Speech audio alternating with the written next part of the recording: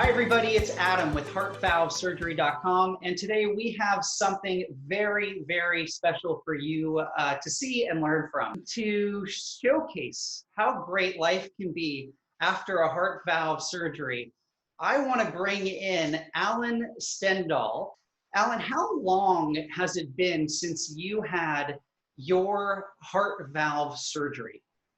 It was October 19th, 1982. I remember it like it was yesterday. They told me that their hope was that with the mechanical valve, it would last a lifetime. Of course, they couldn't say for sure that it would, but when I heard that's all I needed to hear. I was happy to have the mechanical valve, knowing that even though I would have to have be on blood thinners my entire life and have my INR checked on a regular basis, that was a small trade-off for not having to have another surgery somewhere down the road. So we opted for the mechanical valve, and 37 years later, here we are. I had absolutely no issues for almost 35 years.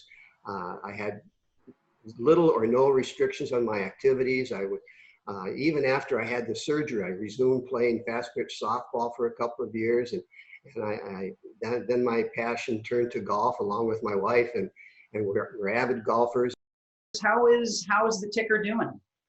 It's doing well. My mechanical valve continues to, I don't know if you're not old enough to remember the old Timex commercials, takes a licking and keeps on ticking. And that's what my valve does. The one piece of advice I would give prospective surgery patients would be, once the doctors make that decision that it's time, that you should have the surgery done, don't hesitate or don't procrastinate.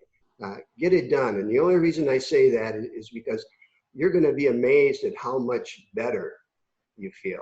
Is there anything that you want to share to the medical team, the researchers, the developers of your mechanical valve, given all that you've been through over this past 37 years? Is there anything you'd like to share with that team at Abbott?